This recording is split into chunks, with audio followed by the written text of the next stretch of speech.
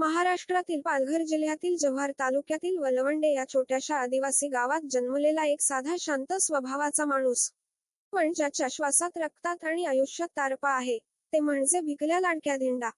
आज 92 वर्षांचे असलेले भिकल्या धिंडा हे केवळ एक कलाकार नाहीत, तर वारली आदिवासी संस्कृतीचे चालते बोलते विद्यापीठ आहेत. औपचारिक शिक्षणाचा गंधही न लागलेला हा माणूस केवळ कलेवरील निष्ठा आणि संस्कृतीवरील प्रेमाच्या जोरावर तारपाला गावाच्या माळरानातून थेट जागतिक व्यासपीठावर घेऊन गेला. तारपा वादनाचा हा वारसा त्यांच्या घराण्यात गेली 150 वर्षे अखंड सुरू आहे. आजोबा नवसू धाकल्या धिंडा आणि वडील लाडक्या धाकल्या धिंडा हे दोघेही नामवंत तारपा वादक. त्याच परंपरेचा दिवा भिकल्या धिंडा यांनी केवळ तेवत ठेवला नाही, तर तो अधिक तेजस्वी केला. वयाच्या अवघ्या 12व्या वर्षी त्यांनी तारपाशी नाते जोडले. शाळेऐवजी माळरान, पुस्तकांऐवजी बांबू आणि सुक्या भोपळ्यापासून तयार होणारे वाद्य हेच त्यांचे विद्यापीठ ठरले.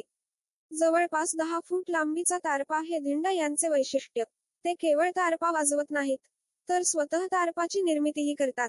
हीच कला त्यांचा चरितार्थ, त्यांची ओळख आणि त्यांची साधना आहे. देशविदेशात अनेक ठिकाणी तारपाच्या सुरांनी त्यांनी रसिकांना मंत्रमुग्ध केले. अनेक युवकांना त्यांनी ही कला शिकवली. शेकडो पुरस्कारांनी सन्मानित झालेल्या धिंडा यांना 2022 मध्ये संगीत नाटक अकादमी पुरस्कार मिळाला.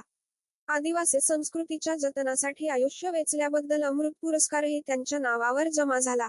आणि आता पद्मश्री पुरस्कार हा सन्मान केवळ एका व्यक्तीचा नाही, तर संपूर्ण वारली समाजाचा, संपूर्ण लोकपरंपरेचा विजय आहे.